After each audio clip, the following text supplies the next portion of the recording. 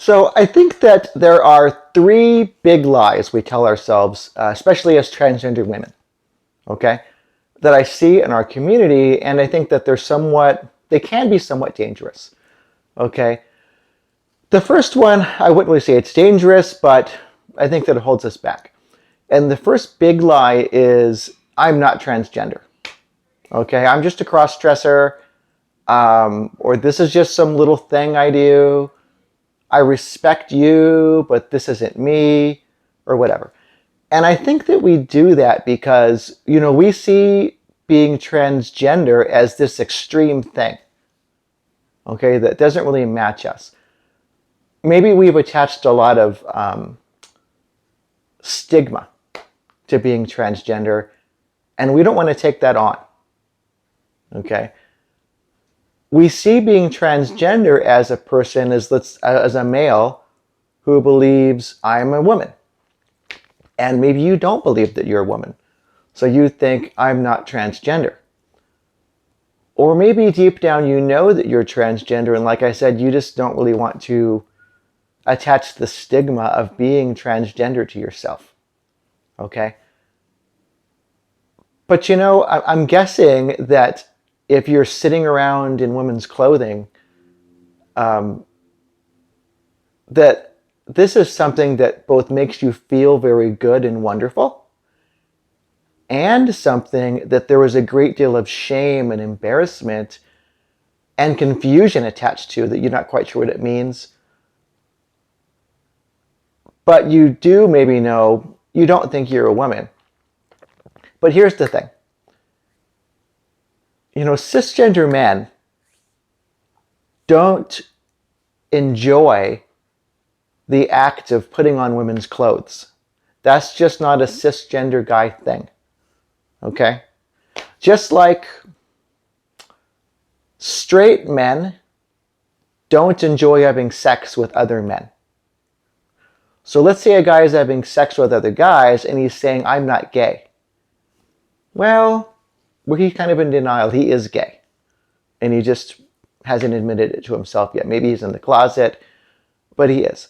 And I think the same kind of thing happens in the transgender community, that, we find ourselves exploring our feminine sides, and, we just don't want to admit that we're like those other people, that we're like those people that maybe we think are crazy. But you really can't start working through this until you're able to name it, okay? And admitting to yourself and to others, I am transgender. Number one, it doesn't mean that now you need to come out to everybody you know and say, hey, everybody, I'm transgender. It doesn't mean that now you're going to be on this road that leads you towards living your life full-time as a woman. But it could mean that, okay? It could mean that. It just means that, you're admitting to yourself who you are, and now, so that you can start working through that, okay? The second big lie we tell ourselves is, it will all be okay when I'm done transitioning, okay? That, in our lives as trans women, both currently as trans women and both before we even identified as transgender, okay? That this is something that's kind of followed us throughout our lives, and that there is a great deal of shame and embarrassment and even confusion surrounding, okay? And, we kind of see transitioning is the thing that's going to fix all that. And maybe we didn't always feel that way, okay? Maybe we didn't always feel that way, but now we're just like, you know what? I'm going to go for it. I'm going to be this fantastic woman.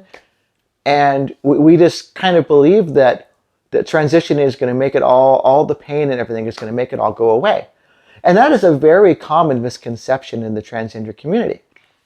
That typically, most people believe, both in the community and out of the community, that when a person is finished transitioning, that they're no longer struggling with, I guess you can say, any psychological problems. But did you know that studies show that transgender people have an increase in depression and anxiety and even suicidal thoughts immediately following any kind of genetically affirming medical intervention, as opposed to immediately before. That we kind of get our hopes up about it, about the effect of it, and then when we're done, we kind of still feel very much the same way or slightly the same way. And so it really doesn't fix it. Now, transitional steps are a great thing. They're definitely a very good thing. Studies do show that people who have had genetically affirming medical interventions have less depression, lower suicidal thoughts, lower anxiety, that they're just happier than people who don't. Transgender people, that is.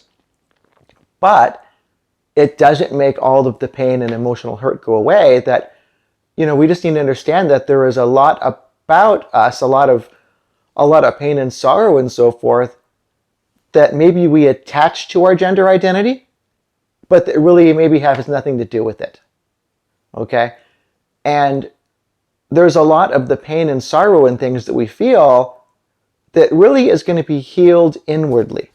Okay? In our souls and our own hearts, that's where it's going to be healed, not through looking in the mirror. Okay? The third big lie that we tell ourselves is that it will all be worth it when I'm done transitioning. Okay? That we just tell ourselves that no matter what the cost, no matter what it takes, I'm going to do it and it's all going to be worth it. Okay? I'm tired of people telling me who I can and can't be, and I'm just going to do it. But we get to the other side and maybe we look exactly like we want to look. But we find ourselves wishing that we still had those relationships that we burned so quickly.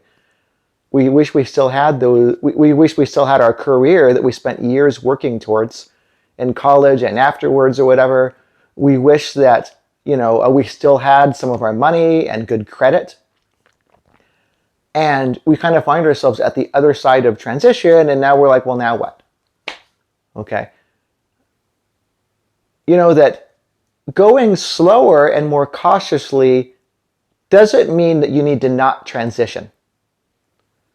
Just give your family a little bit of time to get to know you and to accept you. Okay? And they may never fully accept it, but going a little slower may mean the difference between them talking to you and not talking to you. Okay? Give yourself some time to plan a career move if that's what you need.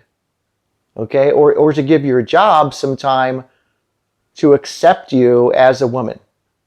Okay? And again, it may mean the difference between you holding on to that or not.